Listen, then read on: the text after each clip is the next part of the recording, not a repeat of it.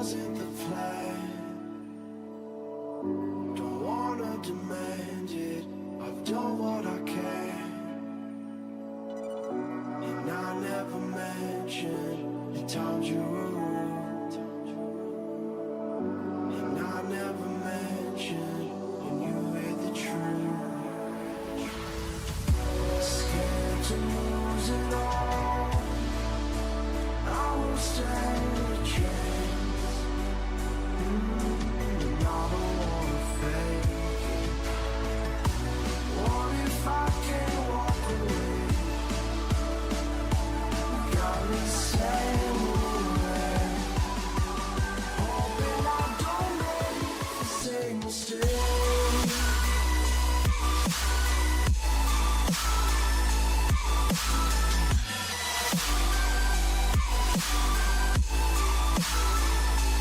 Same mistake.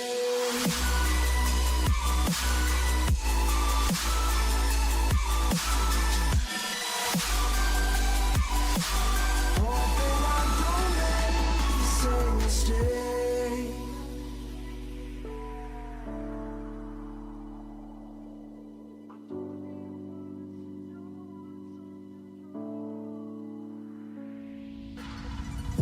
I don't like to leave things unresolved. Maybe it's madness. I'm begging you, please pick up the call. You're causing me damage.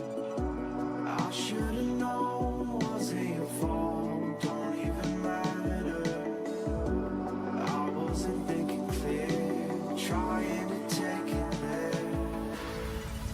Scared to lose it all. I won't stand a chance. And I don't wanna fake it. What if I can't walk away? You got me standing in the rain. Hoping I don't make the same mistake.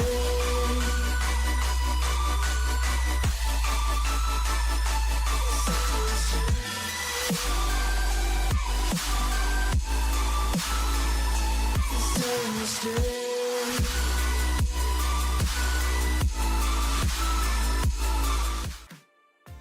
Monday, February 24th, 2025, the start of a brand new week here at the world-famous Shenandoah Esports Arena in Winchester, Virginia. Week 4 of NACE Varsity Premier competition as Shenandoah University Varsity Rocket League is gearing up to take on Nichols College. And Way Awesome Kevin preparing in the reserves to come out for CFGC Week 4 as well. Hi, everybody. Chris Clayton and Ben Kincaid here once again.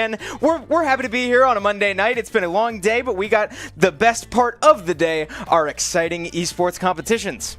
Yeah, it's going to be a blast, right? This is going to be a pretty close matchup, at least expected to be a fairly close matchup here this week. I mean, SU had a great showing last week against ETSU, looking very strong. Nichols College as well, coming off of a win on their own. But this is, like you said, the beginning of a brand new week. So let's take a quick look at what this entire week will look like. Yeah, Monday. Here we are, right? This week is going to look a little bit different than last week for those of you who are able to tune in as much as possible throughout all week last week, right? We had a couple reschedules, a couple hiccups. I guess the last 2 weeks as well, because it was snow days 2 weeks ago and then reschedules last week because of the snow days. So finally, I can sit in front of you all and say that we are back to our regularly scheduled programming. Monday, here we go. We've got Rocket League and Street Fighter as usual. Tomorrow, you'll be seeing our Varsity Smash Bros take on Lebanon Valley in NECC, and Overwatch 2 will be taking on Holy Family, I believe, probably off stream, but we'll let you know and keep you updated if that's something you're interested in. Wednesday, we've got Tekken coming at you. That should be streamed. We've got some things up in the air. You'll hear about it as you need to, but that will be played out Wednesday no matter what. Thursday is our big day, as always. 2 Smash Bros titles, Academy and Varsity, respectively, both competing in their NACE competitions, and then Varsity Rocket League once again taking on Kansas State on Thursday. And then we round it all out, as always, with Academy Overwatch on Friday. Their NECC lineup is Thomas More for the second time. Shenandoah will take on that school this season. So, a lot of games ahead of us, a lot of titles, and a lot of action to look forward to. If you're into any of it, be sure to tag along, drop us a follow, because we will cover as much of it as we can. Yeah, it's going to be a fun week, right? You mentioned Thomas More. We've based on, I believe, in our Smash Bros competition, yeah. and in now about to be our Overwatch competition as well. So getting fairly familiar with this school amongst many titles, so that is fun to see that happen whenever that does happen. Overwatch came up with a big win on Friday after our NACAD convention here at SU. Coming up with a reverse sweep against Akron Club Gold. So a very good showing for them at the later half of that series, might I say. But yeah, a win is a win, and they are looking strong and poised to continue that momentum up into this week and next and throughout the remainder of the season. But that's not why we're here today. We're here for Varsity Rocket League, looking to bounce back after a loss last week against ETSU. Let's look at what last season looked like. Chris? Yeah, you said it. Bouncing back is the name of the game today for SU. Coming off of an extremely strong showing against one of the best teams that they will play all season long. Eastern Tennessee State made Shenandoah work for it, right? Yeah. But boy, oh boy, did Shenandoah work for it, right? They put on a heck of a showing, playing probably the best defense we've seen them play all year, if not at least in recent memory with this team. They played lights out, but just couldn't quite come out on top. So they dropped that series and look to bounce back here against Nichols College today. This season, we take a look at the stats, and it could not be any more evenly matched. Both of these teams, 1-2 through the season so far. Game records also mirrored across the center of your screen. So these teams are both in similar positions, both in terms of the group standings, which we can take a look at as well. This is an important game for determining the rest of the season, because one of these teams is going to have to really start making a run as the rest of the group shapes itself out. ETSU all the way up at the top there at 3-0, matched up with Florida International as well. So you see Shenandoah and Nichols College there on the right, both needing to make a statement here today. Yeah, trying to advance to that 2-2 500 ball record here with a victory tonight. But yeah, ETSU is the big fish in this group, right? Very, very strong, full SSL team, very confident in what they do, very individually skilled as well as ETSU. And we are the only team to take a map or game off of them thus far this semester. So it's very exciting to be able to come off of that loss, which looked like a very good loss, right? Still, you go down with a loss at the end of the day, but it looked very, very strong. The players were very happy with their performance that they showed us last week. So very exciting to see where that momentum and what they learned from that VOD review later in that week. Absolutely, yeah. We hate to be content around here, and we certainly are not. You'd like to win as many games as you can, but to say that the SU guys were not at least pleased with how last week went would be an understatement, right? That was a massive showing from the team, but why listen to us when we can hear it from the team? We've got Kevin standing outside with one of the stars of our team, Eliminathan, out with him. Kevin, go ahead and take it away. Alrighty, thank you so much, Chris and Ben. I am joined by Elim out here in the arena. It's a fresh week. We had NACAD over the weekend. I gotta say, Elim, how you feeling? Hey, I'm feeling good. I mean, last week we had a loss, but they were a much better team. We did really well. We did much better than we thought we would do. So we're just looking to bring that same energy, bring that same strategy, and hopefully we'll bring a dub here. Yeah, great stuff. I do kind of want to go back to that match last week because we are talking about a very strong opponent. So what kind of was running through your guys' head when you were sort of keeping up in momentum and trying to even out that series? And what are you trying to bring in from that game to this one? I mean, obviously it's tough to play against players who are better than you, Obviously you have that adrenaline rush. Oh, we might actually beat these guys, So bringing that same energy in this week, definitely a better team this week, not better than last week, a little bit of downgrade, but we're going to bring that same energy, same strategy, and just try to take it away. Great stuff. I do also want to ask, since it's been such a chaotic week here at Shenandoah, I got to ask, are you and the team still like doing stuff to kind of lay back? Has there been any activities y'all have been doing just to sort of enjoy the time, keep yourselves loose? Mm-hmm. I mean, we have really good team chemistry at the Rocket League varsity team. I mean, me and Mango, we play pickleball in the off season. So, yeah, I mean, we hang out with Kiazi and Pagani and Irish all the time. So we have that really good team chemistry, and you can clearly see it in game too. I love to hear that. Well, I don't want to keep you from getting into that match, so I think we're going to pass it back over to Chris and Ben for the rest of the match. Guys, take it away. I love to hear that, and I love that you all get to hear that, because like we are students here, we get to experience a lot of the Rocket League team's shenanigans around campus, and they're an awesome group to be around. But to hear it from the players themselves is just an added layer of depth that I hope comes through it in sincerity. Right? These guys are very tight knit, and that's an awesome thing about any team. Yeah, and they mentioned, or at least Alim mentioned pickleball. They're demons. Yeah, they're like good, I too. think they won the intramural championship last semester, and I think they're back to back somewhere. So they're probably going to play again this semester.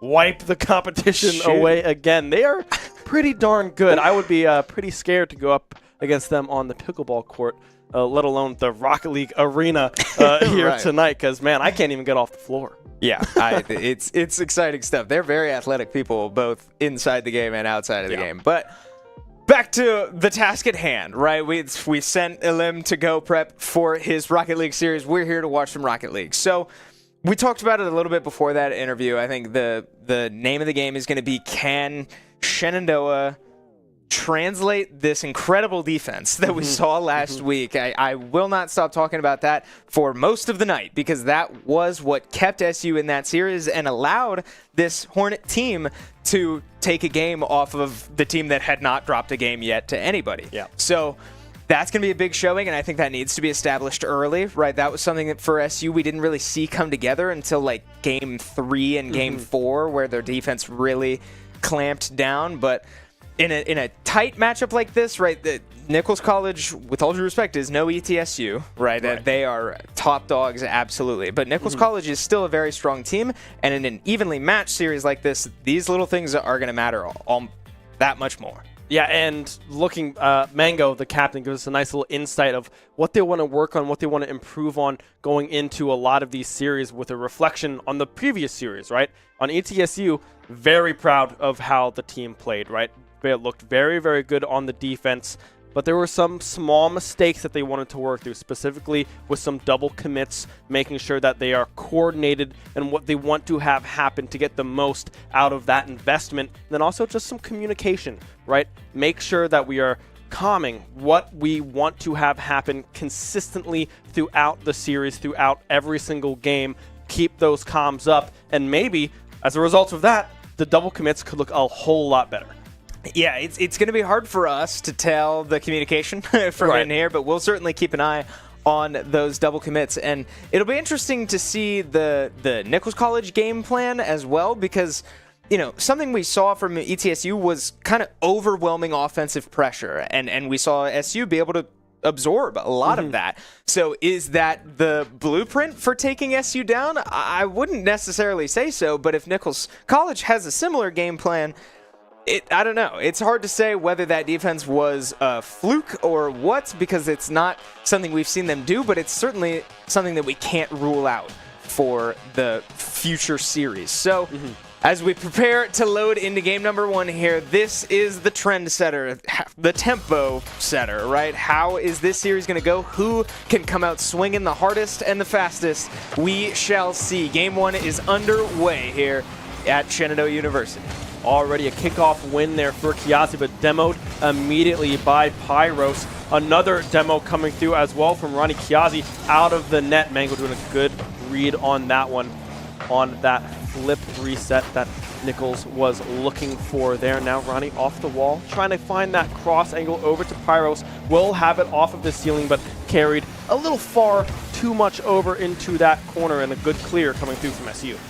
Yeah, 30 seconds into this game, clean possession out of Nichols College to start, right? Not given much breathing room to SU just yet as, wow, a gorgeous passing play got ahead of me and got ahead of Mango as Nichols College finds a tight window and gets up on the board first. I mean, Pyros with a great bump, and then Ronnie with a beautiful read on that one. That should all be communication right there, right? Knowing, hey, this ball is coming right your way. And the boost towards the end there as well with that flip, just being able to make solid contact, beating any SU defender that was trying to get back on that save. And now we can see the pressure still coming through from Nichols College here. Kiazi trying to carry that one a limb, pushing it over to the corner across over the middle, but it's pinched instead to the far corner of SU's half of the pitch. So we'll have to see if they can get that ball out of harm's way, but the demos continue to be relentless from Nichols. Yeah, a lot more demos than we ever saw last week, so that could be a scary sign for SU to try to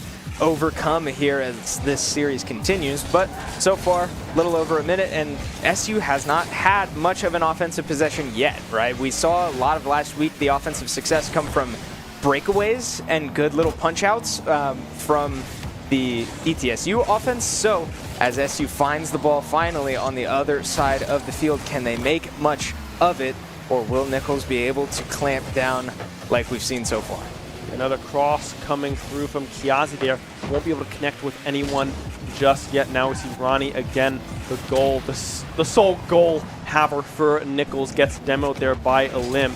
Good job stopping that offensive pressure, but still unable to find these clears and really get any great offensive looks of their own. They can get it out of their half, but haven't been able to really find anything as Kiazi does not make contact with that one. A limb almost having that one bounce into the net. Mango with a touch up top, but a limb just slow on getting to that ball to find that goal. And Ronnie now still trying to find these clears for Nichols. Will finally be able to do so. Mango back on defense. Yep, Mango able to catch that one as we approach the halfway point.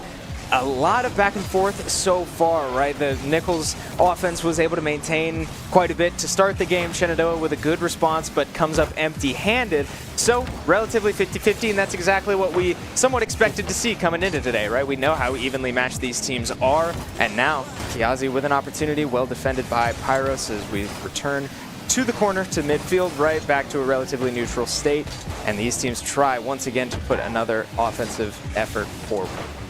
Pyros again doing a great job at controlling this ball in Shenandoah's half of the field. Ronnie now with a potential shot blocked there by a limb, and now we have a 2-on-1 situation, but they aren't able to get the read, and with the demo coming through onto Kiazi means that the rotation needs to be fast, flicked up off the backboard, but no one from Nichols able to follow up on that one. The setup was there, but just weren't able to get there fast enough. Yeah, I would have liked to see, I missed what player that was, but I definitely would have liked to see them just go all the way and try to take it themselves, but it ends up working out for Nichols College anyway. Pyros finds his way to the goal all the way off the ceiling, and SU with no response. Mango bumps all the way back into the net, cannot get there, and Nichols College pulls up 2-0. Yeah, had the flip reset there and ready to go as well, just in case they needed it. But yeah, 2-0 ball game here in favor of Nichols. A minute and a half to go. And again, Ronnie just carrying that one all the way from their goal to the next. Pure aerial domination thus far from this player. Yeah, this is a double commit and a double miss there. Oh, no, never mind. Elim did get there, but just a tough ball there to defend. Ronnie able to tap it right back in, and Nichols College coming out swinging so far. Again, another kind of ball in a dangerous spot there for SU. Nichols unable to capitalize on that one, trying to get that waterfall angle set for Kiazi. Will be able to do so, setting that one up, bringing it back within 2. Yeah, this is a great angle here out of Kiazi. That's not an easy shot to make, but right past the defender. Well executed there. Kiazi clawing away at this 3-goal deficit, and with 70 seconds, that's doable, but certainly tough. Yeah, kickoff heavily in favor of Nichols here yet again. Pyros with a shot on goal, unable to get up in time is a limb. It was within 2, but not for long. Nichols strike.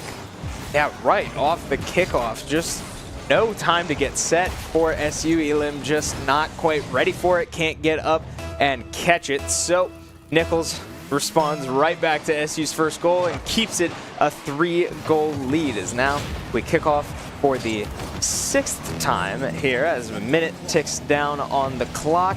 SU needing 3 goals at least to send this to overtime.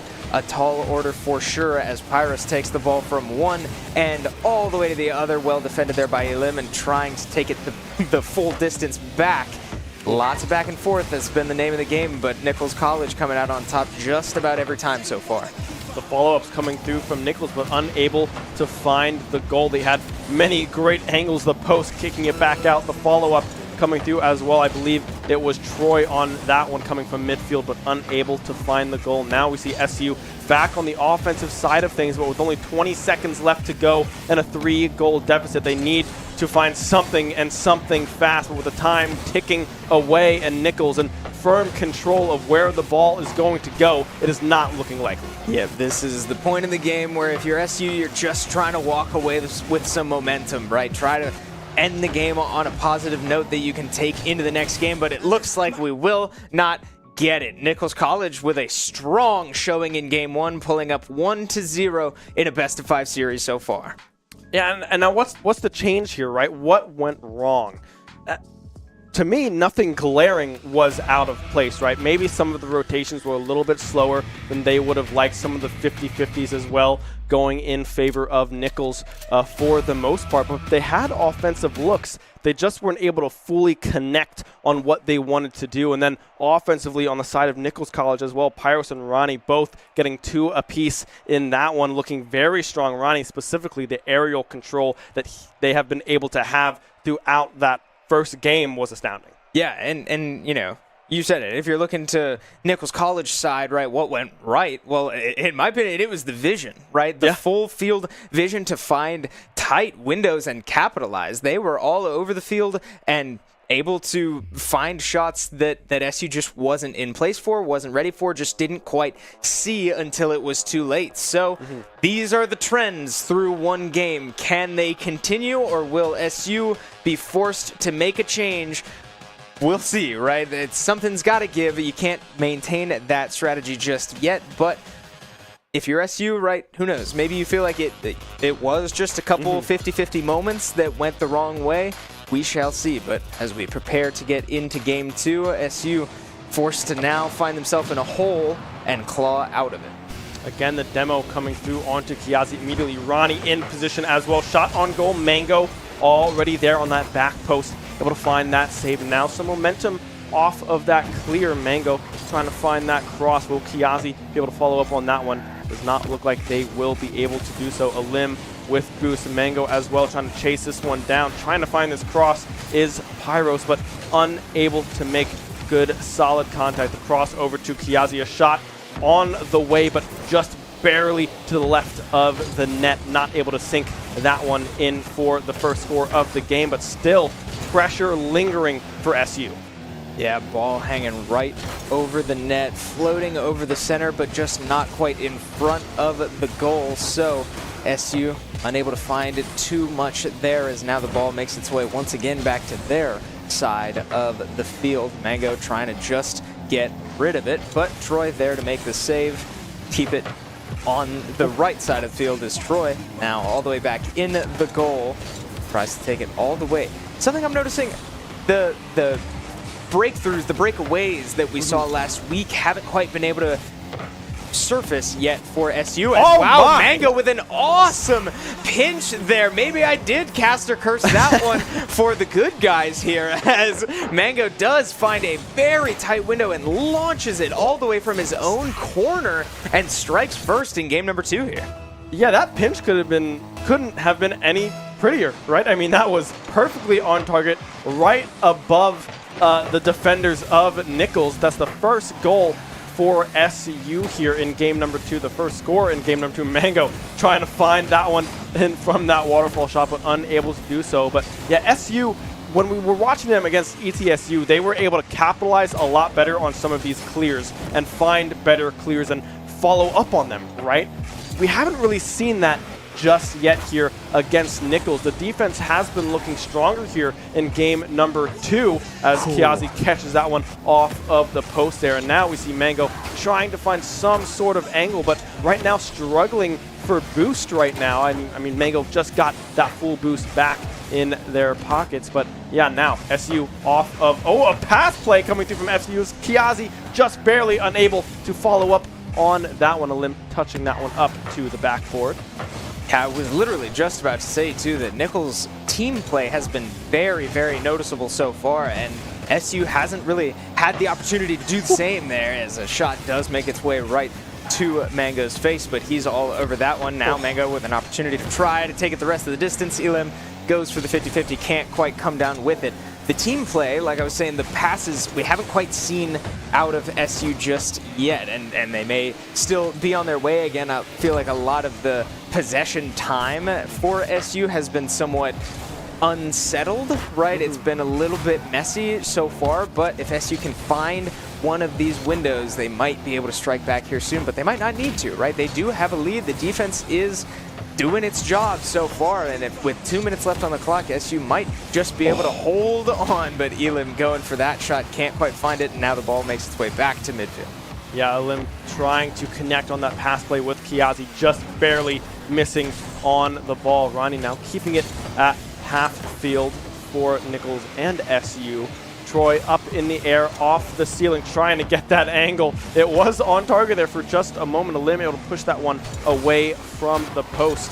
But yeah, they have this 1-goal lead in a minute and a half to go, and the defense taking a considerable step up from game number 1 here, but they have to keep that up. If they do end up with just this 1 goal, you need to keep that defense solid.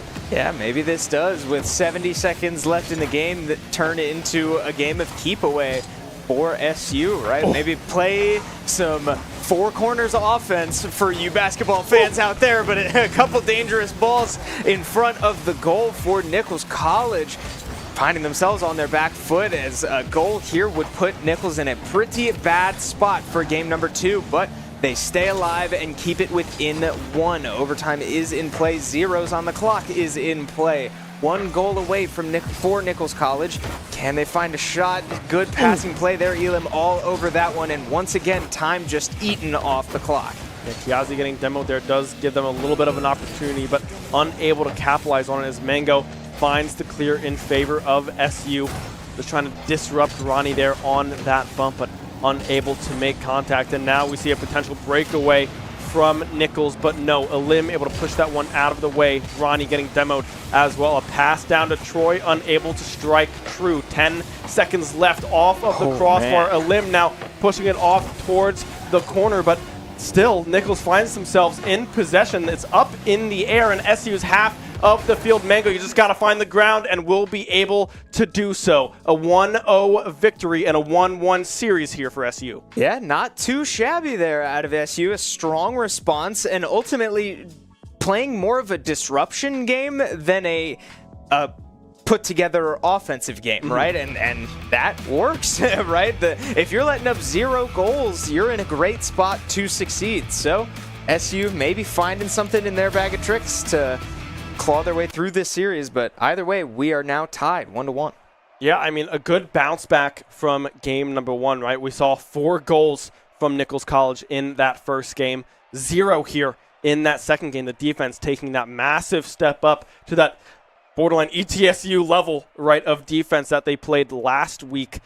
So if they can keep that up, find some more looks on that offense, be able to follow up on those clears, it's looking like they could pull away with a 2-1 lead here in this series. But we'll just have to wait and see, because we know what Nichols College is capable of. Yeah, so we've seen 2 game plans so far, right? SU finding their way in game number 2. Nichols College looking pretty in control in game number 1. So you and I have talked this through Smash Bros all the time, right? Generally, the losing side is the one that needs to make the change. We talked about that after game 1. Yeah. SU able to make a change. Nichols College now balls in their court, no pun intended, as, oh man, good kickoff there with an opportunity, but goes pretty wide, unable to capitalize on the shot there. So Nichols College finds a pinch right in front of the goal, but well defended once again by SU.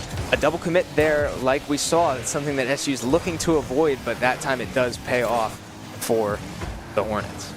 Ronnie now in possession and control, will win out on that 50-50 challenge in the air coming through from Mango. Kiazi as well getting some action on the defensive side of things. A pinch now into the far corner of Nichols' half of the pitch. We'll have to see if they can capitalize on that one. The ball dangerously dancing in front of SU's goal, but a transition to offense almost seamless here. Elim trying to get that angle, but Pyros in position yet again to find that touch and get that ball out of harm's way. Yeah, 1 minute now off the clock, and another, at least so far, low-scoring game, right? These have been slow, methodical games through 2 now, and a minute into 3. So, an interesting trend once again, something to keep an eye on. If one of these teams is really able to start to break away, I'm not sure that the other one would be built to keep up, but we have to get there first, and Ronnie able to put one on the board. Maybe the start of what I was talking about, but only 1 goal for now for Nichols College. Yeah, Kiazi trying to get back to that spot in time, but unable to do so. Ronnie with their 3rd goal of the series here. Nichols with a 1-goal lead now, first score in game number 3, but now Pyros up in the air trying to find the angle on the double tap, but unable to do so. Mango sending that one out of harm's way, and a potential breakaway here from Elim, but won't be able to follow up on that one as they run out of boost, and Pyros is able to get back fast enough to beat him to the ball. Yep, ball back to midfield. Neither team really in possession of it right now, as SU looking to try to set up a shot for themselves. Elim able to keep it on the right side of the field, but not for long, as now Pyros has an opportunity, but not for long, right? Ball bouncing around again. These passes, wow, that we saw earlier in the game, finally making themselves known once again, clawing back to the surface as Nichols College sets up a gorgeous ball for Troy to tap that right over the SU defense and into the goal, 2-0.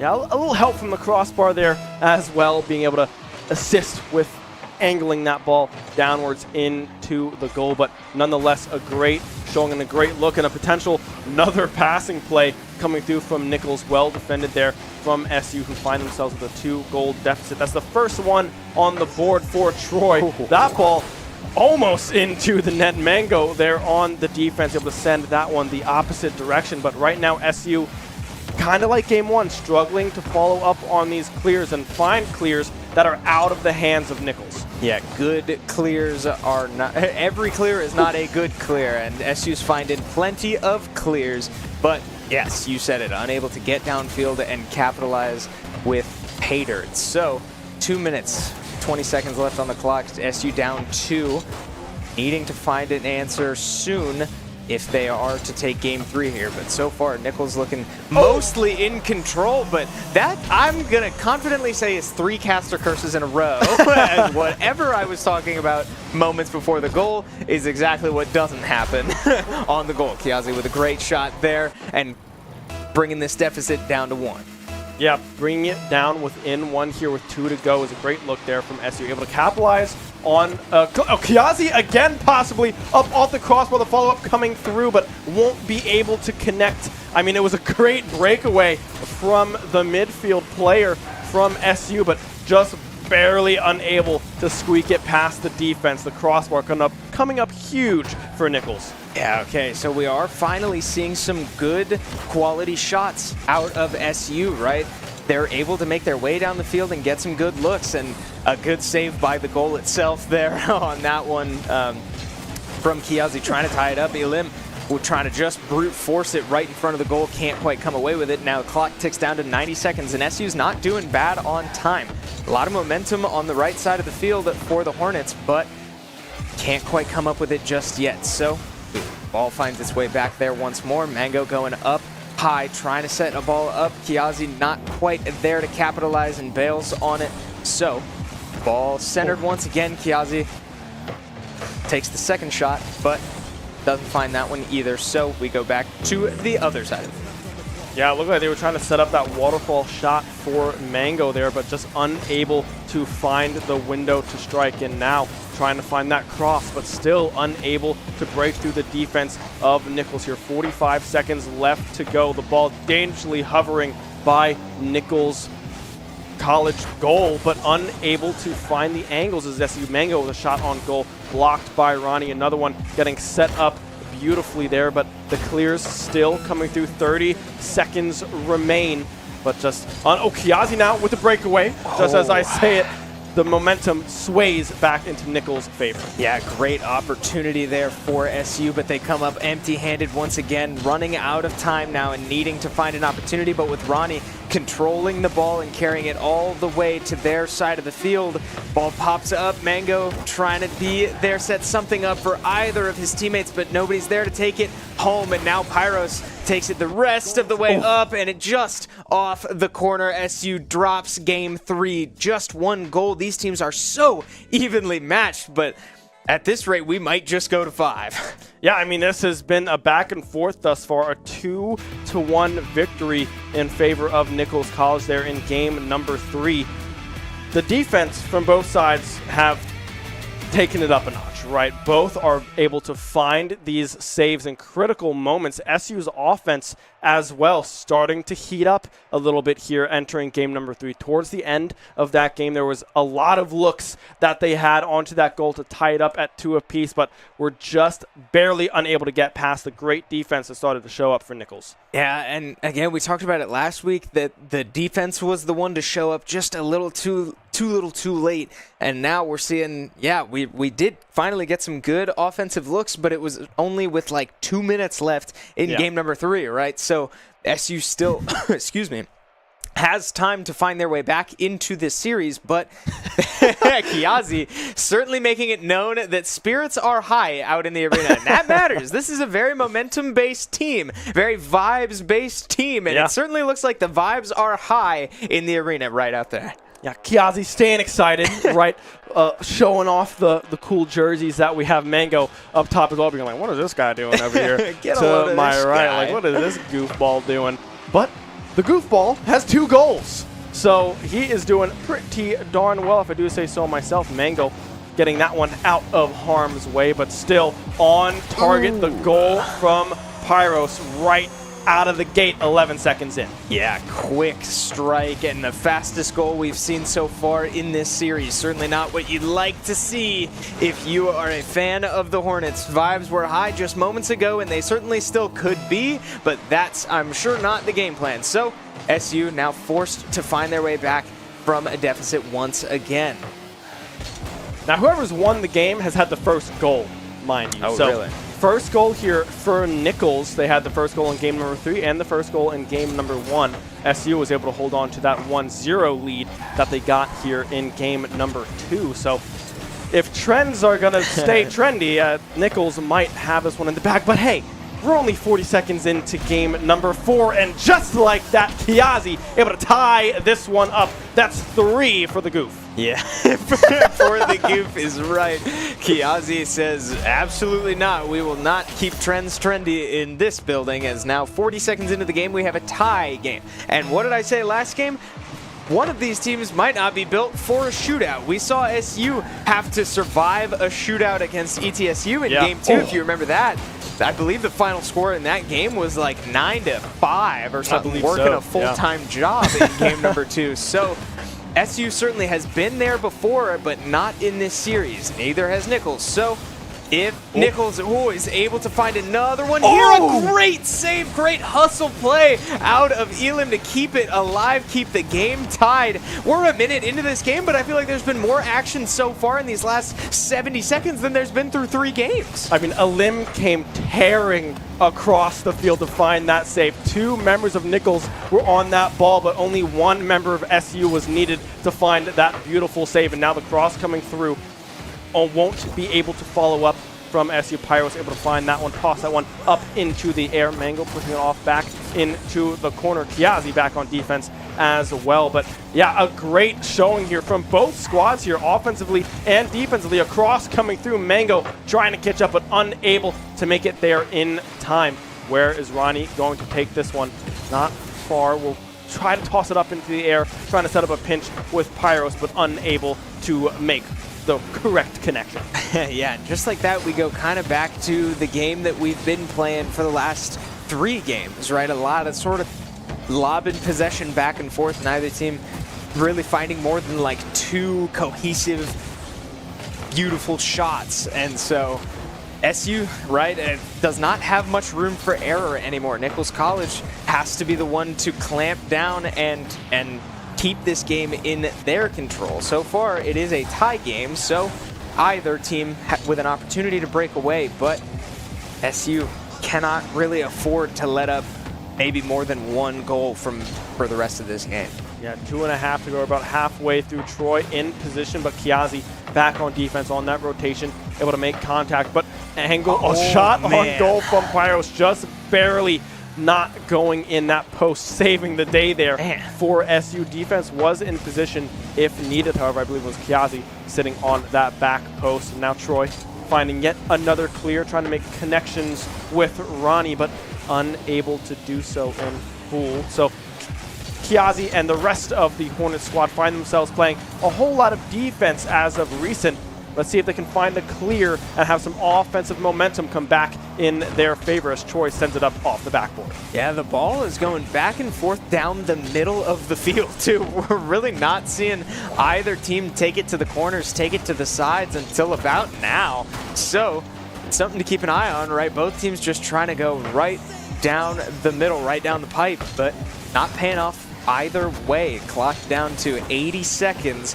Either team just looking for 1 good breakaway, 1 opportunity to pull ahead and not leave the other team with much time to respond. But it's been a tall order so far. That shot goes just a little wide to the back post, and the ball finds its way back in Kiazi's hands. Yeah, Kiazi trying to send that one off on a cross, but unable to connect with any team member as they were back onto those defensive rotations. Now, we enter a minute to go. The clear on target. Oh my goodness, Ronnie just barely able to get back in time to find that save. Now is Pyros, a 50-50, won by Kiazi, but follow up from Nichols is strong. Mango now in control. The cross in front of the net. That was a dangerous play coming through from SU. Maybe a little bit of a mishandle there coming through from the squad, but nonetheless, they keep the ball out of the goal. Yeah, again, defense for both sides looking good so far, but it's only going to take 1 at this point. 20 seconds off the clock, and with an opportunity. A great save by Pyros, but SU's not done. Another great clear by Ronnie, and the ball makes its way back to the corner. High intensity situations, high pressure for Nichols, and they come out with no blood shed. 3 seconds left on the clock. We might see a late goal. Mango clears it to the ground, and we go to overtime. Very, very dangerous for both sides in the last 20 seconds, but all of it for naught as we find ourselves in overtime like nothing happened. And now a waterfall angle coming through from Ronnie, unable to connect. That ball was in the net, by the way. That was halfway there to being an unbelievable goal from Nichols, but unable to find. Now it's Pyros in the air. Flip reset is ready. The ball dancing in front of the net, but great defense coming through from SU. Still struggling. Ronnie in position, but another great save to come through from Mango. Can they transition that into anything more? No. Troy with a contest, able to find that 50-50. Now we see Pyros again. The demo, Mango out of the way, but a good clear from a limb. Can they get anything going? The drop off to Kiazi. Mango still in position. The cross intercepted by Troy, approaching a minute into this overtime. Man, before this series even started, I asked, would the defense from last week be able to translate? And I'd say the safe answer is yes. Mango trying to finish this game off, but I would say that the defense we saw last week is on full display now for SU. It might have taken some time to get there, but it's here. It has arrived. No goals scored, I don't believe, in the last 5 minutes now of regulation at or around. So both teams playing great defense so far. A lot of really, really, really close calls, but Ball now up in the air for Pyros. Off the backboard, trying to drop it in, and he does. A great mechanical showcase from Nichols on that one, and SU drops game 4 and will unfortunately go down in the series as well, 3-1 to Nichols College. Yeah, a beautiful double tap coming through from Pyros. As it was in the air, I almost screamed, watch out for the double tap, and sure enough, drained immediately. No one on the side of SU able to read where that one was going to go. A beautiful carry from Nichols. A very, very close game number 4 there, but at the end of the day, Nichols prevails with a 3-1 series victory. Yeah, SU just barely not able to bring it all together, right? We saw so many great moments, so many great little things throughout the game, but I would say that Nichols College just had more of those bright moments, right? A lot more explosive plays, and those start to rack up. That's where these really tight games are going to be won, and SU just barely unable to put it all together. Yeah, and at the end of the day, everyone on Nichols found the net, right? Troy with 1, Ronnie had 3, Pyros at the end of the day had 4, and on the side of SU, Mango only with 1, Elim, 0, Kiazi stepping up huge on that offensive side, able to find many very strong follow-ups from that midfield position that we often see him playing, came up with 3 goals, right? So, and they had looks, right? I'm not saying they didn't have angles. There was a lot of great looks, but Nichols, that defense really stepped up when it mattered. Absolutely. And that's a bit of a scary statistic if you're an SU fan. It's not often that we see Mango only finish a series with 1 goal. And so just an interesting thing to keep an eye on, right? We talked a lot about SU's defense, but you're right. Yeah, Nichols College played great defense as well. I mean, we saw it. We all watched the same games. Those were low-scoring, very close games, and a lot of it was due to the fact that both of these teams had very, very solid defense. So all around, a tough showing for SU as they will now drop to 1-3 in an already pretty brutal group, and Nichols College able to bounce back to 2-2 and try to make a push here late. Yeah, I mean, 2-2 is a good sitting of where you want to be in this group right now. SU falling to that 1-3 position, like you say, has to go on a little bit of a run here to stay in it, but back towards the beginning of this season when Molly, unfortunately, is sick right now. Hopefully she is feeling better if she is watching. Feel better, please. But yeah, this group this season was very front-loaded with a lot of talent. So coming towards the end of this season, SU was looking to pick up a lot of those wins, right? I mean, we had we had Florida Southern earlier in the season. Last week we had ETSU. I believe there was a bye week tossed in there. Well, no, there would not have been a bye week. I don't know who. I think we lost to FIU as well, a very close matchup there. But yeah, so this later half of this schedule and teams that are left are easier opponents. There we go, not components. Opponents than we saw earlier in the season. So hopefully we can pick up some wins towards the later half this year. Yeah, ultimately, picking up wins where you can absolutely matters, and you'd love to take the even ones, right? The 50-50 ones where it's, tonight was 1-2 against 1-2. So that certainly stings for SU, but if there's hope down the line, now is the time to capitalize. So SU now forced to look toward their future with optimism, and Nichols College now with an opportunity to do something great and try to strike back into a potential postseason. I do believe we will be having one of the players here on an interview soon, but I mean, you got to believe the emotions are probably pretty heavy out there. That was a long series and one that was a nail biter for sure, but I don't know. That's hard to see. Yeah, I mean, a long overtime, right, where you had looks, you had the ball in firm control in front of the net, but they just weren't able to find the goal, right? It was almost 2 minutes of overtime. That was a 7-minute game coming through from the squad. But we do have the interview ready to go. Kevin is standing by with Mango, our captain. Guys, take it away. Alrighty, thank you so much, Chris and Ben. I am joined by Griff, who was in the heat of the action during that match. I gotta ask, how are you feeling after that game? It's definitely a sore loss. I mean, losses never feel good. Definitely a beatable team. I think statistically they're a lot better than we are, but on the field, when it actually matters, I think we definitely held our own. Definitely could have made some better decisions at times, so that's just how it went. I hear you. Now, I want to talk a little bit about that last round because we saw that match go into overtime, and we saw a lot of great sort of rotations in place to try and keep that round going as long as possible. If you're in that same situation, do you think you have what it takes and the knowledge needed to bring that win for Shenandoah? 100%. I think that next time, if we're in that same situation, we could definitely bring it home. I think we shouldn't have let the game go into overtime in the first place. We definitely kind of trolled a little bit on some offensive pressure, some offensive opportunities that we had. Kind of fell to our knees near the end, so just unfortunate. I gotcha. Well, final question here as we continue the sort of competition throughout the week. I got to ask, what are you going to try to bring from this game going into your next matches going forward? I think from this one, we've kind of been working on our strategy of, like, I'm playing more defensive and rotating, like, the boys rotate around me kind of as the defensive anchor because I'm more consistent and stuff like that. But moving forward, I think that we could definitely take the fact that we need to move the ball around the midfield a little bit more. I think we definitely let them control the midfield more and passed in our offense a little bit. So I think we could do that a lot better, and that's something we're going to take away. Well, great stuff. Thank you so much for the interview. I believe we're going to pass it back to the casters before passing it over to some Street Fighter action. So, guys, take it away. Some good critical analysis out of Mango there. That's always nice to hear. It's hard to break down a game immediately after losing it, right? We see this all the time in all levels of sport. It's I'm gonna have to go watch it back. I don't know what happened. I'll go back and watch it later. But good analysis there out of Mango. Hopefully some improvements on the way for this SU squad as they still do have a good amount of Rocket League ahead of them. Yeah, very excited to see where this roster can go, right? Because we know we have it in them. They were very close with ETSU, very close matchups, very close here against Nichols College as well.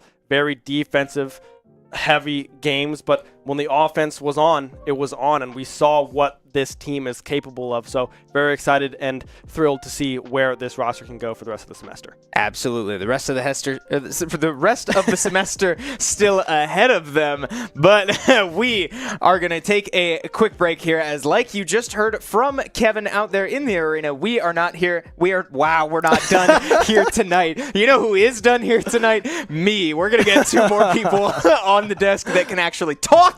So we're going to throw to a quick break, but don't go anywhere. We will have Street Fighter starting at or around 8 o'clock. So be there or be square. We'll see you there. Shenandoah University is a big little university rising. With 22 Division III sports teams, over 200 areas of study, over 300 annual performances, an elite academic esports program, nationally ranked health professions programs, one of the biggest university presences on Broadway, immersive AR and VR learning programs, cybersecurity and computer science programs, and innovative undergrad and graduate programs. all at a place that cares for you. Shenandoah University is the big little university rising. Find out more at su.edu/rising.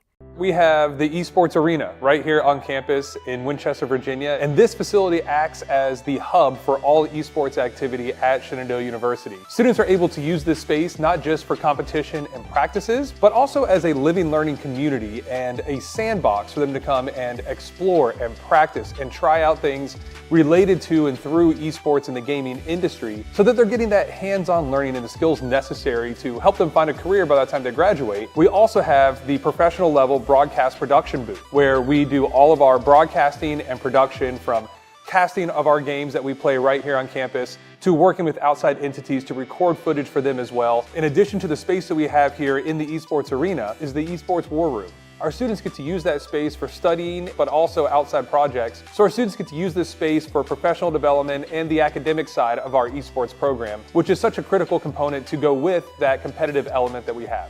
So we combine all of our facilities at Shenandoah University with competition, community, and career preparation. We have over 250 days of programming, and there's something for everybody, and we want you to be part of it. We're here today. We're here for Varsity Rocket League, looking to bounce back after a loss last week against ETSU. Let's I look. want to ask, it's been such a chaotic week here at Shenandoah. I got to ask, are you and the team still like doing stuff to kind of lay back? Has there been any activities y'all have been doing just to sort of enjoy the time, keep yourselves loose? I mean, we have really good team chemistry at the Rocket League varsity team. I mean, me and Mango, we play pickleball in the off season. So, yeah, I mean, we hang out with Kiazi and Gani and Iris all the time. So we have that really good team chemistry, and you can clearly see it in game too. I love to hear that. Well, I don't want to keep Sent to go prep for his Rocket League series. We're here to watch some Rocket League. So the Nichols College game plan as well, because something we saw from ETSU was kind of overwhelming offensive plan. I don't know. It's hard to say whether that defense was game one is underway here at Shenandoah University. Already a game, clean possession out of Nichols College to start, right? Not given much breathing room to SU just yet, as wow, a gorgeous passing play got ahead of me and approach the halfway point. A lot of back and forth so far. See, I missed what player that was, but I definitely would have liked to see them just go all the way and try to take it themselves, but it ends up working out for Nichols College anyway. They needed it, but yeah, 2-0 ball game here in favor of Nichols. 1.5 minutes to go. And again, Ronnie just carrying that one all the way from their goal. A dangerous spot there for SU. Nichols unable to capitalize on that one, trying to get that waterfall angle set for Kiazi. Will be able to do so. Doable, but certainly tough. Yeah, kickoff heavily in favor of Nichols here yet again. Pyros with a shot on goal, unable to get up in time, is a limb. On a positive note that you can take into the next game, but it looks like we will not get it. Nichols College with a strong showing in game one, pulling up 1-0 in a best-of-5 series so far. Maybe some of the rotations were a little bit slower than they would have liked, some of the 50-50s as well. Until it was too late. So these are the trends through one game. Breakaways that we saw last week haven't quite been able to surface yet for SU. And wow, Mango with an awesome pinch there. Maybe I did. Still, Nichols finds themselves in possession. It's up in the air, and SU's half of the field. Mango, you just got to find the ground, and will be able to do so. A 1-0 victory and a 1-1 series here for SU. Yeah, not too shabby there. SU finding their way in game number 2. Nichols College looking pretty in control. And if one of these teams is really able to start to break away, I'm not sure that the other one would be built to keep up. But we have to get there first, and run. Not for long, as now Pyros has an opportunity, but not for long, right? Ball bouncing around again. These passes, wow, that we saw earlier in the game. So the 2-goal deficit. That's the first one on the board for Troy. That ball almost into the net. Needing to find an answer soon if they are to take game 3 here. But so far, Nichols looking mostly in control, but that I'm going to comp either of his teammates, but nobody's there to take it home. And now Pyros takes it the rest of the way up, and it just off the corner. SU drops game 3. 1 victory in favor of Nichols College there in game number 3. Game number 3, right? So SU still, excuse me, has time to find their way back into this series, but Kiazi certainly making it known that spirits are high out in the arena. That matters. This is a very momentum-based team, very vibes-based team, and it certainly looks like the vibe. I saw myself, Mango, getting that one out of harm's way, but still on target. The goal from Pyros right out of the gate. Hey, trendy. Nichols might have this one in the back, but hey, we're only 40 seconds into game number 4, and just like that, Kiazi able to tie this one up. Have to survive a shootout against ETSU in game 2, if you remember that. I believe the final score in that game was like 9-1 at this point. 20 seconds off the clock, and 11 an opportunity. A great save by Pyros, but SU's not done. Another great clear by Ronnie. No blood shed. 3 seconds left on the clock. We might see a late goal. Mango clears it to the ground, and we go to... Great defense coming through from SU. Still struggling. Ronnie in position, but another great save to come through from Mango. Really close calls, but ball now up in the air for Pyros. Off the backboard, trying to drop it in, and he does. Game 4, and will unfortunately go down in the series as well. 3-1 to Nichols College. Yeah, a beautiful double tap coming through. Take the even ones, right? The 50-50 ones where it's, tonight was 1 and 2 against 1 and 2. So that certainly stings for SU, but alrighty, thank you so much, Chris and Ben. I am joined by Griff, who was in the heat of the action during that match. I gotta ask, how are you feeling after that game? It's definitely a sore loss. I mean, losses never feel good. Definitely a beatable team. I think statistically they're a lot better than we are, but on the field, when it actually matters, I think we definitely held our own. Definitely could have made some better decisions at times, so that's just how it went.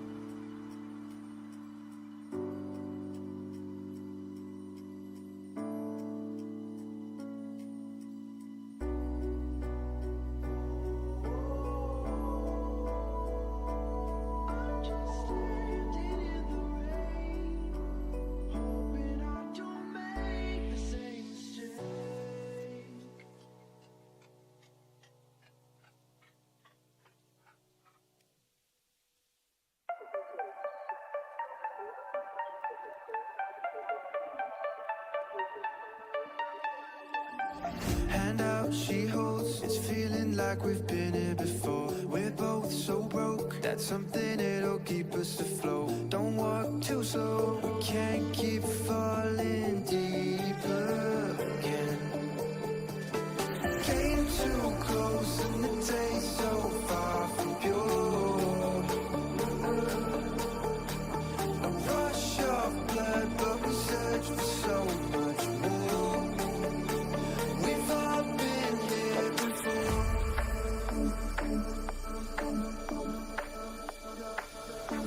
We've all been here before.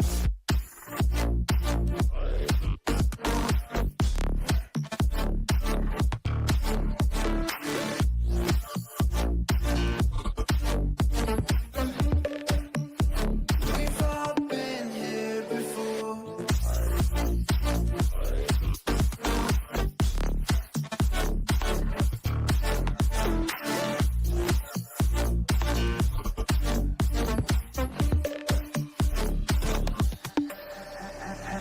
Hand out, she holds. It's feeling like we've been here before. We're both so broke. That's something that'll keep us afloat. Don't walk too slow. We can't keep falling deeper again. Came too close and the taste so far from pure. A rush of blood, but we search for so much more. We've all been here before.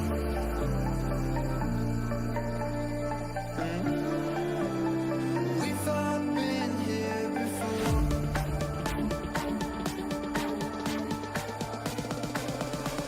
We've all been here before.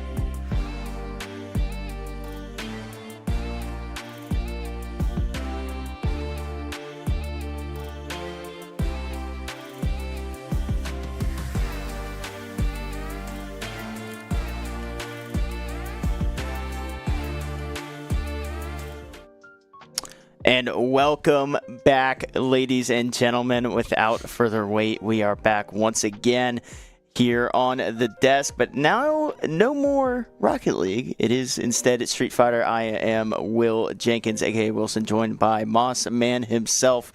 Ready for some Street Fighter action. Moss, how we feeling today? I'm feeling absolutely wonderful. It's been 2 weeks since we have casted the last Street Fighter stream, and I'm just really excited. Yeah, it is going to be an absolute doozy for sure. And in case you guys missed it, Rocket League, unfortunately, falling in their series 3-1. Some very close games, though. Definitely definitely worth a watch back at the end of this. But Moss, we got some Street Fighter action, though, to talk about. What we got on deck today? Well, we got, sadly, one match as 2 other matches have been rescheduled. So Kevin has one opponent tonight, and that will be a Rashid. Yes. Now, we've talked about Rashid a lot on here, considering he is the best Street Fighter character in the game. And even though he's been nerfed, he is a menace to absolutely everyone that plays Street Fighter. Yeah, I'd say that's a pretty safe assessment, given the community's feelings on Rashid over these last few weeks. Definitely more and more people are kind of like, why was this guy not nerfed more? Why is he still insanely broken? What do you think needs to be keys to success for Mr. Way Awesome Kevin? Well, first off, to answer that question you just asked, I would probably say because he's a DLC character.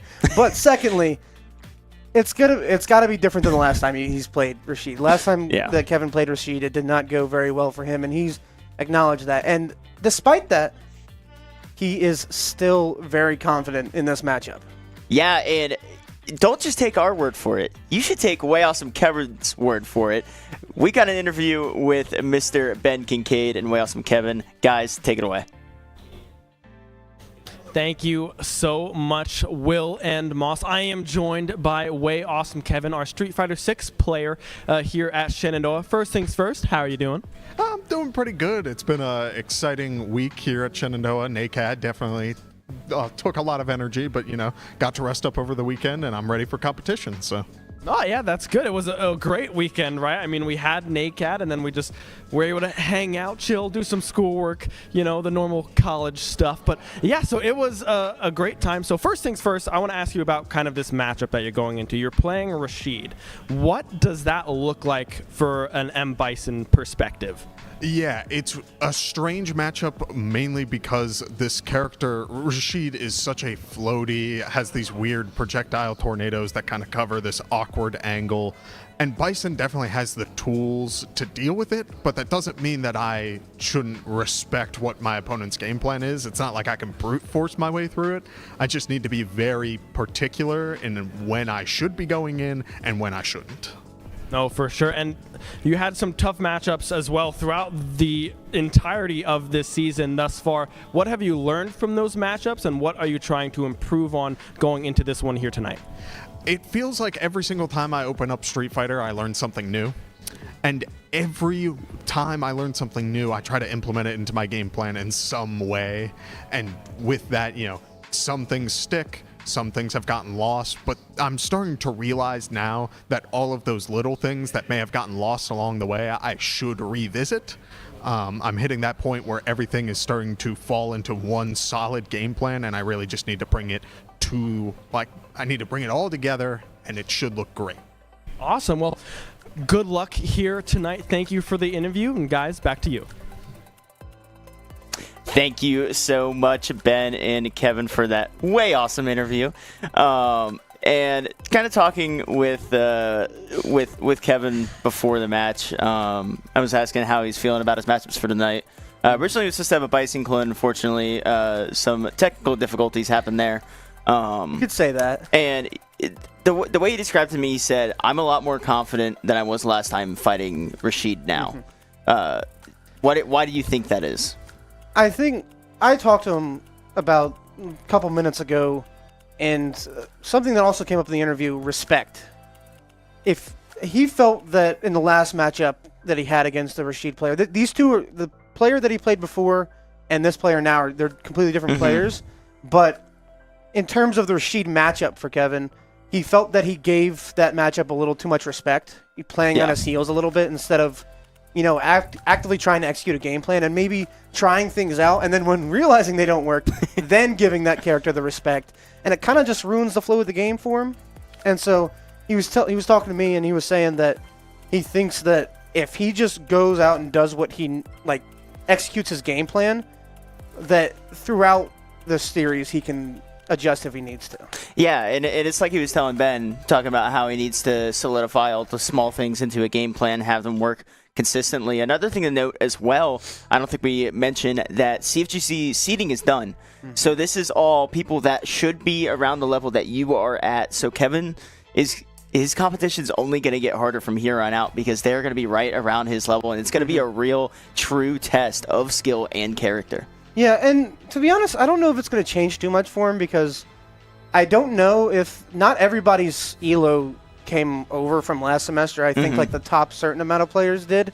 So he was kind of already playing most players around his skill level. They were mostly masters.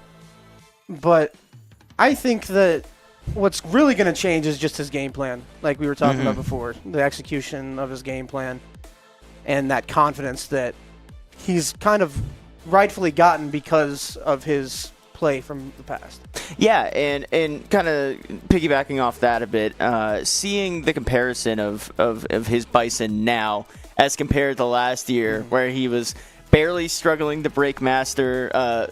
I was in the dorm room when he finally hit it. We went and celebrated it a little bit, and now he's going on these massive win streaks, and just tearing it up. It's really night and day, and you could tell, the practice that he's put in, he's really getting out of it. Yeah, and one kind of a little bit of a tangent here, but there was a move that Kevin showed to me right before we hopped on desk here, and it kind of proved that Street Fighter lies about frames. Yep. And I just want to talk about that for a second. Because there's a move that has about I believe a 4-frame. I think it was 4-frame. 4-frame startup that should not, and then his quickest move has it's 3 frames, I think. Essentially, there's a buffer for 3 frames. And he can connect the combo to one that is 4-frame startup. It just doesn't make any sense. There's an extra frame there. Yeah. And where does it go? It's an overhead punch.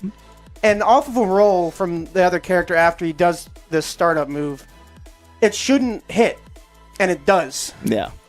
And it's just stuff like that. I don't know. There's a lot of Street Fighter moves that just don't compute in anyone's brain.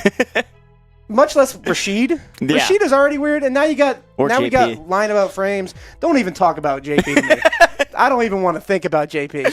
Thank God we don't have a JP. Man. That's all I gotta say.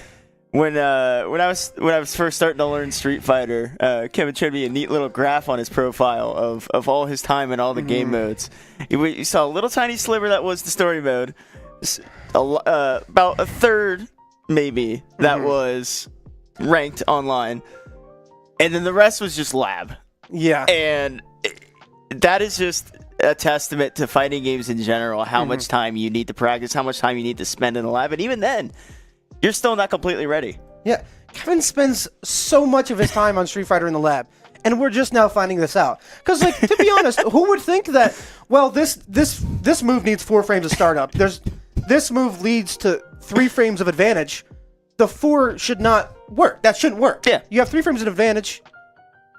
Yeah, you can use it. I don't even. It's just math, man. I don't like it. He's broken the game. He's done so much labbing. He has broken the game. That is how good he is now. That is just how much practice he puts in. Yeah, no, it really is. To be able to find something like that I don't even know if other top level Bison players are aware of. He learned that from Mena RD, I believe. Okay, so I guess they are sense. then. So I guess they are then. But still, that is how do you find that out? I don't know. Mena RD just found it out himself, so I don't know. And I got no clue at this point. It makes me wonder: was it something in the last update maybe that they might have messed up on, or if that's just been there the whole time and no one's realized? I think there's just a bug somewhere that I could never in a million years understand.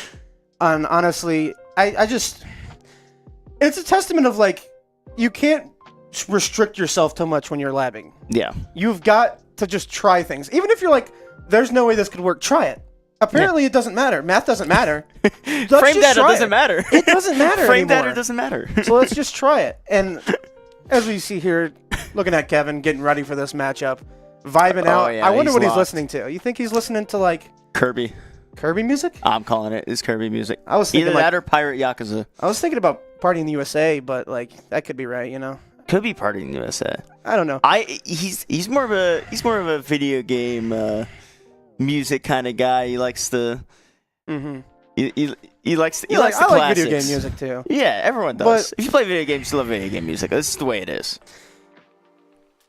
Anyways, we're getting sidetracked. We're getting a little bit sidetracked here, but this Rashid matchup, I just wonder. Kevin plays very differently from other M Bisons. We've seen that. We've talked about it before, and so you can only assume that this Rashid that he's playing may be different from the last Rashid we played. Yeah. So it's just going to be interesting to see how this preconceived notion of how each character is going to be played and how it affects the game plan for each player. Yeah, and Rashid's one of those characters where you could really do a multitude of playstyles. You want to sit back and kind of poke, kind of like how Guile does his playstyle. You can get away with that. Or if you want to go all in close combat, you can get away with that as well. And now we get a chance to see how this Rashid is going to play in this matchup. Yeah, there's pretty much two options you have when you're first playing a new player. That is either be really aggressive like that Rashid just was, or kind of feel out the other player. It looks like we're going with the aggression pathing here, as Kevin throwing in a few heavies, few mediums, anti-air coming through. That Rashid already puts him in the corner. Yeah, and it looks like it's going to be in your face. Rashid drive rush is just going to not let Kevin breathe at all. Goes and gets the drive impact and uses all the meter, and it's going to take round one pretty handedly. Yeah. Kevin just didn't look very prepared for the aggression that came out of that Rashid. Here's now the drive parry comes through into the counter, drive rush into him, gets some more damage. Already back in the corner. Kevin maybe going to look for a throw here, try to get out of it. Not able to really find anything yet. He's kind of just in a blender right now.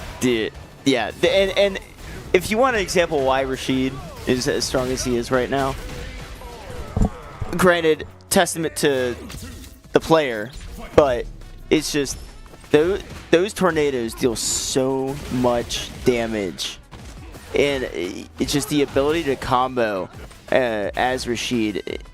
You get so much value out of it. Yeah, and I mean, he's just taking up so much space right now, and the throws are really what's going to help Kevin out here. Parry coming through. Not really able to find anything other than the throws yet. Going to throw out a little bit of kind of button checking him, making him respect a little bit of the space here as the throw comes through. Drive rush, gets him in the corner. Another throw, and that's exactly what I was looking for out of Kevin, trying to keep him off of him. I mean, yeah, if it ain't broke, don't fix it. If you're going to keep on drive parrying, the only way to get through that is by throwing them, and Rashid just doesn't respect the throw and loses the round because of it. I mean, if they can't tech the throw, they just There keep we throwing go. him out. Like, just make him respect the spacing a little bit, because you're letting him.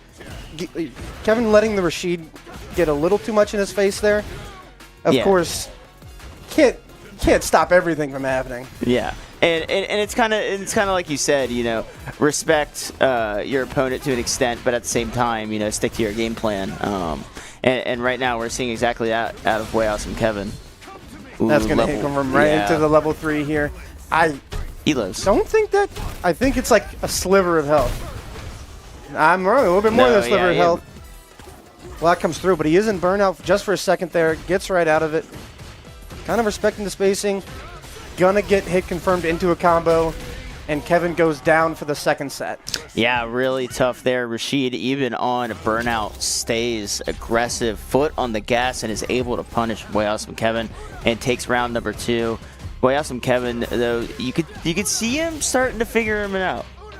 Yeah, those throws, like I said, were making Sky respect a little of the positioning on the screen, but Kevin gonna get crushed up against the wall. Combo comes through. Here comes a tornado. Perfect KO there for Sky. And honestly, I wonder if the fast pacing of just rematch is kind of not helping Kevin here. I mean, that is the inherent nature of the CFGC, but taking a second to breathe is sometimes what you need. Yeah, and we do see a great combo out of the gate from Way Awesome Kevin. The throw is going to connect as well. So very different from the last round that we saw. That was a perfect, but now Rashid combo getting started, has Way Awesome Kevin in that corner. Grab going to go out, trying to just... Way Awesome Kevin's trying to do something. We do see the punish counter, but it seems Rashid's a step ahead. Yeah, when you're playing as M-Bison, you want a little bit of space there. You don't want to, as the level 3 comes right in here. Wow. Kevin gonna probably live with a little bit of health here. Just a little bit. He's gonna try to, nice punish counter, comes through. Tornadoes come through, Psycho Crusher. I always forget Both players Psycho Crusher. trying to wait it out, but not gonna be able to wait any longer as Rashid's gonna take the second round here of set 3. I always forget Psycho Crusher goes right through projectiles to an extent. I think it has to be overdrive, but I could be wrong here as we're going into the set number 4. Anti-air comes through. A couple of jabs, a few kicks, drive rush coming through from Sky, trying to push him all the way to the corner. That's been the game plan of this Rashid the entire time, and Kevin's just not really able to get out of it. When he does, Rashid just kind of reads his move. Yeah, now punish coming out from Way Awesome Kevin, trying to reverse it, but perfect drive parry from this Rashid. The drive parries have been on point, and now burnout for Way Awesome Kevin, and that should be enough to kill. This Rashid's defense right now is just unbreakable. Nothing Way Awesome Kevin can do to get out of it. Yeah, the Rashid just finding Kevin pressing buttons, not really being able to get any advantage of some sort. As he's kind of just has to go into the defensive a lot of the time. Getting a little bit of space, trying to get out of the corner. Tornado comes through, able to escape the throw. That is something to note. Rashid is in burnout. We do see punish counter, and now combo going to come out from Way Awesome Kevin. Will we see to level 3 as Way Awesome Kevin tries to get one round on this Rashid? Bomb is going to come out, and that should enable Way Awesome Kevin for level 2. Will that be enough, though? Just a sliver of health left. He has him in the corner. Drive impact red. Huge jump there out of whack. Able to take that round. Gonna try to take a set here. This will be huge for confidence going into the last set. As now the Rashid's starting to respect a little bit of the... Trying to just respect the matchup. Also, I just realized Guile's in the background of this stage. I just caught that over there in the middle. And there's the punish counter out of the ground, and now Way Awesome Kevin, you start to see him, he's got him figured out now, it seems. Starting to be able to chain off some combos, keep this Rashid from going over him. It takes one set to make a player rethink their strategy. So Kevin here gonna get hit by the level 3, which is gonna leave health for Kevin, but not in the best state. Not in the corner just yet. Gonna try to stay out of it, but the drive rush comes through, and the KO does too, as Rashid is gonna take set 4 as well. Yeah, we saw the Rashid take more of a back-footed stance there in that last round to an extent, and then waited for his opportunity and really made the most of it in this matchup. And that's kind of been the story of this Rashid, controlling the pace of the game completely on his own terms. Yeah, he took that one round to show a little bit of respect, but once he took the set, it seems that respect is gone, and he's kind of just pressing buttons against Kevin right now. Yeah, and it's working out, but now burnout is a thing to keep in mind, but it won't matter as Rashid is able to connect, and now one round away from 5-0 against Way Awesome Kevin. I mean, fantastic play to this Rashid. Yeah, here's the level 3. Not going to hit. Tornadoes sent his way. The mix-up is going to work. Combo started, drive rush parried. But now Kevin's in a corner. Going to try to read him, not able to. As Kevin's just getting mixed up in the corner right here. Yeah. Been on his back foot the entire set.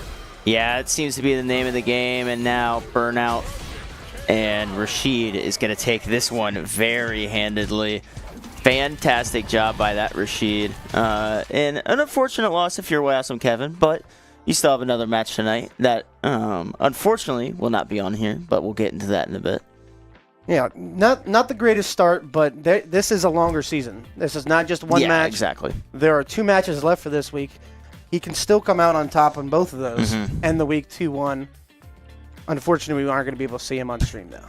Yeah, like I said before, the one match due to technical difficulties will not be scheduled for tonight, and the other one will be on CFGC. So after this is done, be sure to head on over there, give them some love.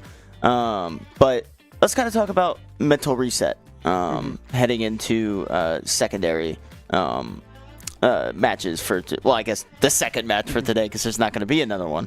What do you think? Put me through the mind of a fighting game player in this scenario. As someone who loses a lot of matches here, I can tell you that you have to wipe it from your brain. You can't. Obviously, you want to look back. You want to see what you could do better. You want to see where you messed up and what changes need to be made in your own game plan. But you need to wipe the loss specifically from your mind. Restart. It's a completely different player. I think it's an M. Bison, so it's a completely different character too. And it's kind of tough mid-game to full reset, especially in Street Fighter. Tekken, you get a little bit more time because there's character intros. Yeah. And if you're petty, you can make the other player watch the intros, so you can give yourself a little bit of time to reset. But when you're playing Street Fighter, every set is back to back to back to back. Yeah. You rematch. Someone wins the set, rematch, instant in the game. So I think Kevin has done a great job of this past semester of just resetting and just understanding that loss is behind him. Yeah, no, it's a great point, and appreciate your perspective on that. Unfortunately, I believe that will be it from us, folks. Thank you all so much for tuning in. Be sure to go to CFGC to catch Way Awesome Kevin's second and final match of the night. But that'll be it from us here at Shenandoah. Thank you guys so much, and have a good night.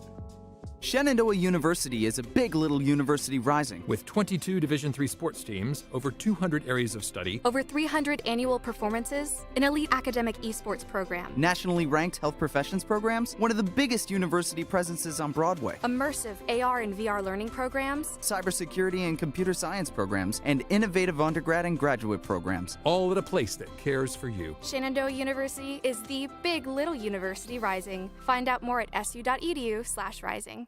We have the Esports Arena right here on campus in Winchester, Virginia, and this facility acts as the hub for all esports activity at Shenandoah University. Students are able to use this space not just for competition and practices, but also as a living learning community and a sandbox for them to come and explore and practice and try out things related to and through esports in the gaming industry, so that they're getting that hands-on learning and the skills necessary to help them find a career by the time they graduate. We also have the professional level broadcast production booth, where we do all of our broadcasting and production, from casting of our games that we play right here on campus to working with outside entities to record footage for them as well. In addition to the space that we have here in the Esports Arena is the Esports War Room.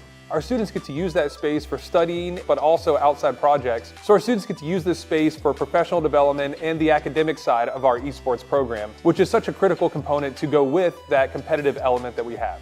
So we combine all of our facilities at Shenandoah University with competition, community, and career preparation. We have over 250 days of programming, and there's something for everybody, and we want you to be part of it.